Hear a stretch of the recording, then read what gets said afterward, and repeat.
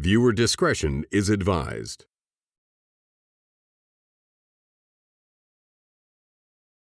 Boom, perfect timing.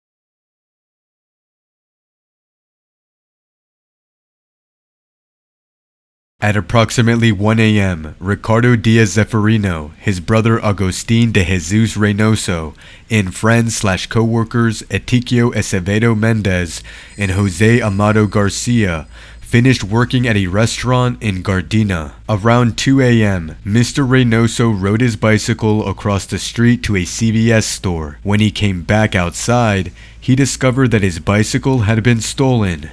A CVS security guard called 911. According to the amended complaint, the guard reported 2 suspected bicycle thieves, but did not report that anyone had a weapon, used force, threatened anyone, or made physical contact with anyone. There's this guy outside here from the store and he took his bike. Critically, however, a police dispatcher mistakenly characterized the bicycle theft as a robbery, a much more serious crime that ordinarily involves force or fear. That mistake dramatically changed the situation officers believed they were responding to. Mr. Acevedo Mendez and Mr. Amado Garcia began riding their own bicycles along Redondo Beach Boulevard toward home, while also looking to see whether they could find Mr. Reynoso's stolen bicycle. Ricardo Diaz-Zeferino followed behind them on foot. Sergeant Christopher Cuff spotted Mr. Acevedo Mendez and Mr. Amado Garcia riding bicycles and stopped them as possible suspects. The problem was that these were not the men who had stolen the bicycle. They were friends of the bicycle's owner who were helping him search for it. According to the amended complaint, Mr. Acevedo Mendez and Mr. Amado Garcia immediately complied with Sergeant Cuff's commands. They stopped in front of Caro's restaurant, raised their visibly empty hands, and remained facing Sergeant Cuff. The complaint alleges that their clothing did not match the description provided by dispatch. Mr. Acevedo Mendez was wearing a white shirt with light-colored pants, while Mr. Amado was wearing a red and black striped shirt with white pants. Sergeant Cuff called for backup. Officers Christopher Anthony Mendez, Christopher Andrew Sanderson, and Matthew Steven-Fong Toda responded. Mr. Diaz-Zeferino approached the scene on foot and stopped between his 2 friends. According to the lawsuit, he was unarmed, raised his empty hands, and attempted to explain that police had detained the wrong people. The 2 men were not bicycle thieves. They were helping his brother find the stolen bicycle. Mr. Diaz-Zeferino's clothing also did not match the description given to Sergeant Cuff. Officers Mendez, Sanderson, and Toda arrived, exited their vehicles, and pointed their handguns toward the 3 men. According to the amended complaint, all 3 men were visibly unarmed. The complaint further alleges that officers Mendez and Toda acknowledged that they could see Mr. Diaz-Zeferino was not holding anything in his hands. The dashcam footage, nevertheless, shows a chaotic confrontation. Mr. Diaz-Zeferino repeatedly raises and lowers his hands while officers shout commands in both English and Spanish. At one point, an officer warns, "You do it again, you're going to get shot." Mr. Diaz-Zeferino eventually removes his baseball cap. As his hands begin moving upward again, the officers open fire.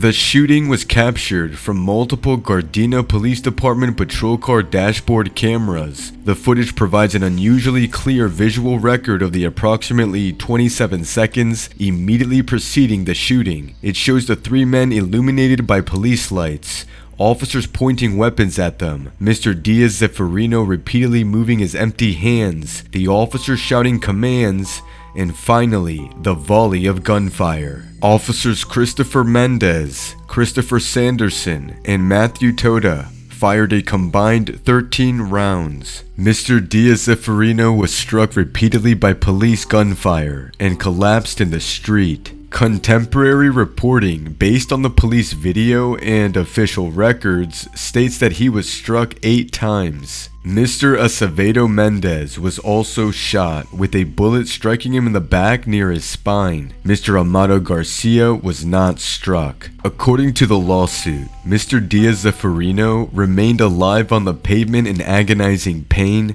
and told his friends, "Hasta aquí llegué."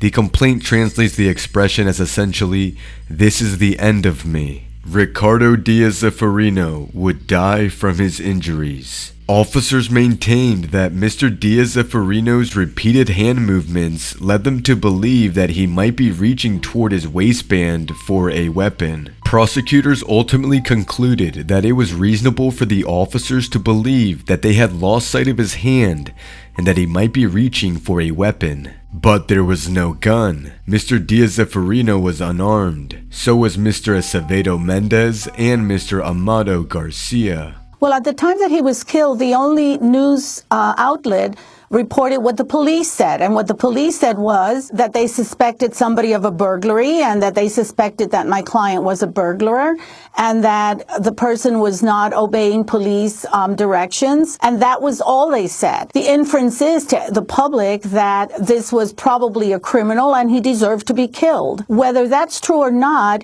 as a civil rights attorney, we know that that's not the issue. Another really critical thing we see in the video, which is why these videos must be shown, is that the officers are standing with their guns pointed at my clients. 2 of the other gentlemen at no time moved their hands. They were always above their head, and yet one of them was shot in the back. So it was not an issue that they weren't paying attention or following police orders. And secondly, critical, the officers are standing directly in front of our clients. Every officer is trained on day 1 in the academy that you take coverage if you're in fear. If an officer is not in fear, then he'll stand in front of the person and, give them orders. The fact that they're standing in front of our clients really shows that these officers were not in fear of their life. Otherwise, they would have been behind their car vehicle and taken coverage. That's important because the spin on the story up to now was that my clients had posed a threat of harm to the officers and that the officers were afraid for their lives. Which is when an officer can shoot. And clearly there are circumstances when an officer is afraid for his life. But in this video we see there's no fear, and if they're saying they're afraid for their life, then clearly they're being extremely dishonest. Gardena Police Chief Edward Medrano later acknowledged the central facts. Police had stopped the wrong people and shot an unarmed man. However, he maintained that the officers believed Mr. Diaz-Zeferino's waistband movement justified the shooting. He was not complying with his orders, and the officers could not see his hands at one point. The detailed analysis is in the district attorney's opinion letter. We understand this is a tragic incident, but this case has been litigated for a number of years, and those officers only had seconds to make a split-second decision. Listening to Chief Medrano is really sad because what he says is he continues spinning the facts. He says, at one point, we couldn't see his hands. However, when you look at the video, which is why it's critical to see these videos, you see that Mr. Zeferino's arms are clearly empty, that all 3 officers testified in depositions that they knew his hands, he didn't have a gun in his hand. One of them said, well, I didn't know if he didn't have a gun in one hand. So there's a spin of facts, and we just believe that it is critical for the public to know these were just 3 guys on their way home, had done nothing wrong, and my client was shot 8 times. The Los Angeles County District Attorney's Office declined to criminally charge officers Mendez, Sanderson, and Toda. The officers were temporarily placed on paid leave following the shooting. According to the amended complaint, They soon returned to full-time duty without repercussions. Chief Medrano later confirmed that the department's internal review had concluded and none of the 3 shooting officers were disciplined. Chief Medrano did acknowledge that better police tactics could have been used, specifically criticizing officers for leaving the cover of their patrol vehicles. The department subsequently implemented additional training on de-escalation and tactics. In December of 2013, approximately 6 months after the shooting, Ricardo Diaz-Zeferino's parents, Juan Jesus Diaz and Bonifacia Zeferino, his estate, Etiquio Acevedo Mendez, and Jose Amado Garcia, pursued a federal civil rights case against the city of Gardena, the Gardena Police Department, Chief Medrano, and the officers. The amended complaint named Sergeant Christopher Calvin Cuff, Christopher Anthony Mendez, Christopher Andrew Sanderson, and Matthew Steven-Fong Toda as defendants. The lawsuit alleged constitutional violations involving excessive force, detention and arrest, along with failure to supervise, unconstitutional policies or practices, assault and battery, false arrest and false imprisonment, and negligence. Before the case reached trial, Gardena agreed to resolve the claims for a combined $4.7 million. Jose Amado Garcia's claim was settled first for approximately $200,000. The remaining $4.5 million settlement was reached for Mr. Diaz-Zeferino's family and Mr. Acevedo Mendez. Ricardo Diaz-Zeferino's family received approximately $2.8 million, while Etiquio Acevedo Mendez received approximately $1.7 million. Even after the civil case was resolved, the dashcam footage remains sealed. The Los Angeles Times, Associated Press, and Bloomberg went to federal court seeking access to the recordings, arguing that the public had a right to see footage documenting a fatal police shooting for which taxpayers had effectively funded a multi-million-dollar settlement. Gardena fought to prevent the footage from becoming public. One of the city's arguments was particularly controversial. Gardena's attorneys said the city had entered the settlement believing the videos would remain sealed. U.S. District Judge Stephen Wilson rejected that argument. Instead, Judge Wilson concluded that the fact Gardena had spent millions of dollars settling the case actually strengthened the public's interest in seeing what happened. On July 14, 2015, after approximately 2 years outside public view, the dashcam recordings were released pursuant to Judge Wilson's order. The public could finally watch the encounter for itself. Gardena Police Chief Ed Medrano also said he disagrees with the judge's orders to release the police officer's dashcam video. We don't want our community members to feel distrustful of us because they know at some point their situation may end up on video or on the internet. The release generated significant public controversy and renewed demands for an outside investigation of the Gardena Police Department. People can see the video, so the public can see everything. Agustin Reynoso is Zeferino's brother. It was his bike that had been stolen. He stood before a federal courthouse in downtown LA today holding a photo of his brother. Losing a human being is not going to be the same. Reynoso was joined by his attorneys and Etiquio Mendez, who was one of the 3 men in the video. Pero la policía pues no lo escuchó. Mendez was wounded in the shooting. He says a bullet fragment remains lodged near his spine and that he's traumatized for life. The attorneys for Mendez and Zeferino's family want federal investigators to launch a probe into the shooting, which occurred in June of 2013. We have asked for an investigation into the civil rights violations by these officers, which we think merits a prosecution. Justice isn't done until the police are held accountable.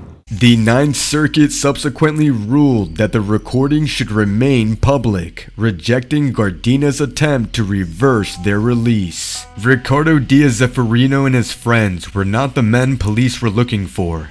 They were helping search for a stolen bicycle when a dispatcher's mistake turned a theft call into a robbery response. Within seconds of Ricardo trying to explain that mistake, 3 Gardena officers fired 13 rounds, killing him and wounding Etikio Mendez.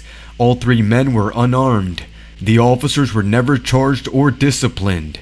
Gardena later paid $4.7 million to settle the civil claims, and then fought to keep the dashcam footage sealed. But the video was eventually released, allowing the public to see for itself how a stolen bicycle, a mistaken police response, and a 27-second confrontation ended with an unarmed man dead in the street.